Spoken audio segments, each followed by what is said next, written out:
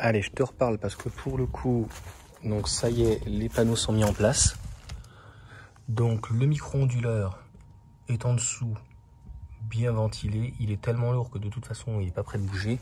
Et donc, comme je t'ai dit, j'avais mis donc des tampons. Et donc en fait, si tu veux, je pourrais mettre à l'extrême donc une cale pour que ça ne bouge pas. Donc concrètement, je te ferai apparaître juste ici donc la production. On va dire que quand il fait beau, c'est-à-dire pas aujourd'hui, on arrive allègrement à sortir 3 à 4 kWh. On m'avait dit oui Johan, tu vas voir, ça va être compliqué parce qu'ils font que 11 volts et le micro-onduleur fait 13. Et donc ces deux panneaux au-delà de l'EcoFlow, donc 69 €, ça fait 138 €. Donc les deux panneaux, ils sont pas très esthétiques comme les palettes, mais c'est pas le but puisqu'on est sur un endroit en fait retiré. Donc là en fait le but c'est de produire et de pouvoir faire donc des économies. Concrètement les palettes, c'est ce qu'on avait récupéré dès le début, c'est des demi-palettes, tu poses la palette par terre, tu mets ton panneau dessus et en fait de toute façon il faut bien comprendre que même quand tu as un support, tu vas pas t'amuser en fait tous les 3 mois ou tous les 6 mois à changer ton inclinaison. Donc à un moment donné tu les laisses incliner à un certain niveau et puis voilà, ils sont un petit peu haut, hein, tu vois, par rapport à celui-ci qui est incliné en mode été, mais au final l'inclinaison je trouve a moins d'importance que donc déjà l'exposition, mais aussi donc l'orientation. Comme je l'ai expliqué, c'est vrai que ce qui serait intéressant, c'est d'en mettre un qui soit au milieu et qui soit rotatif, qui puisse prendre l'est, qui revienne au milieu comme ici, plein sud, et qui puisse donc se pivoter donc à ce niveau-là pour choper donc le plein ouest. Mais bon, après on est embêté par les arbres si on peut dire. Donc quand le soleil donc il tombe, donc à partir de 17-18 heures.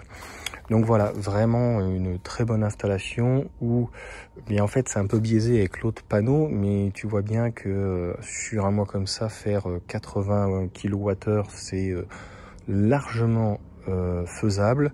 Et donc on va dire que sur l'année, si on fait entre 500 et 800 kWh, bien on n'est même pas à 10 centimes, hein, on est quand même à 16 centimes. C'est hyper économique, donc comme je l'avais dit, ça va être amorti environ 2 ans, peut-être 2 ans et demi, 3 ans à l'extrême maximum. De toute façon, l'EcoFlow est garanti 10 ans et les panneaux photovoltaïques sont garantis 25 ans. Et à moins qu'ils tombent ou qu'ils se cassent ou quoi que ce soit, je vais, tu vois, retirer un petit peu la caissette, donc la palette comme ça, tu vois, pour que ça soit un petit peu plus orienté. Mais sinon, le but, c'était de faire une installation pour peu cher et qui soit vite rentable et qui puisse effacer donc le talon. On va dire que en moyenne je suis à peu près à 600 watts plus celui-ci qui peut allègrement faire 300 à 400, donc 1 kg. Ça te permet pas, on va dire, de faire la voiture parce que on va dire qu'on est là régulièrement à la maison et donc il y a toujours quelque chose qui est utilisé, une machine malheureusement, le ballon d'eau chaude qui est thermodynamique donc qui se déclenche plutôt dans la journée. Donc là on met pas de voiture en fait dessus. Il faudrait en fait concrètement il faudrait au moins 6 panneaux voire 8 hein. J'avais regardé, j'ai largement la place pour en mettre 2 et 2 et là ça devient intéressant. Il faut dans ces cas-là avoir 2 ou 3 prises dans ces cas-là. Et tu fais le calcul, 600 watts x 4, ça fait donc un peu plus de 2 kWh de l'heure. Donc voire pratiquement 3, 2,5. Donc là, tu peux brancher ta voiture dans ces cas-là en 6 ou 9 ampères et récupérer le surplus dans ta voiture pendant une dizaine d'heures, à peine 1,4 kW de l'heure. Ça veut dire que sur un peu moins de 10 heures, tu auras récupéré une dizaine facile de kilos, donc ce qui correspond au final en plein été à pratiquement 100 km. Donc t'imagines 100 km par jour, c'est largement suffisant. Avec encore une fois des avantages et des inconvénients, il faut absolument que la voiture puisse donc être stationnée. Donc c'est la même chose, c'est bien beau de produire, mais il faut aussi donc le consommer. Bon là, je peux te dire que c'est consommé puisque on fait à peine, on est en fin de journée 4 kW, enfin à l'heure, en tout cas on fait 4 kg sur l'instantané et celui-ci doit faire à peu près pareil. Voilà en tout cas pour cette petite vidéo, tu vois, donc là on est dans du concret. Et puis je pourrais te refaire une vidéo bien plus tard parce qu'il y a des gens qui sont sceptiques sur se dire mais comment en fait des panneaux comme ça peuvent en fait effacer ton talon et surtout économiser donc sur ta facture d'électricité et que ça soit rentable. Ça veut dire que ces panneaux, au bout de 2-3 ans, en fait, ils seront gratuits. Donc après, ils produiront donc d'une manière gratuite. C'est vraiment le but pendant 10 ans.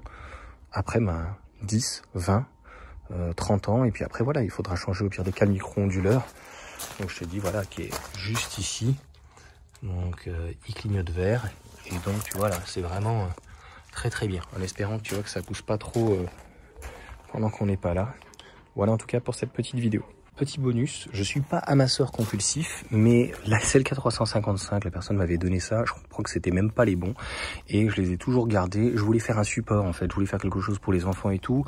Le panneau est déjà, la palette est déjà très lourde, la palette fait pas 10 kg mais presque. Donc en gros, tu vois, hop, ça va permettre à la limite de faire un petit poids supplémentaire. Attention quand même à ce que ça bouge pas et que ça vienne taper dans le panneau. Mais ça peut donc lester en plus. Je pensais l'utiliser ici, mais ils sont un peu rouillés quoi, hein. C'est des disques. Hein.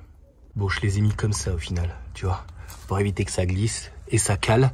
Ça pèse un âne mort.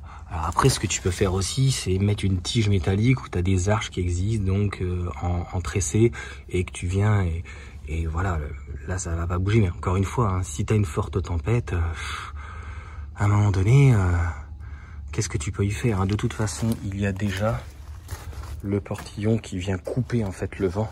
Donc pour le moment, il y a plus trop de vent là. Tu vois, là ça devrait caler. Ouais, bon, c'est pas ouf. Mais ça suffit largement. Et puis dans ce sens-là, il y a une prise au vent qui est quand même beaucoup moins importante.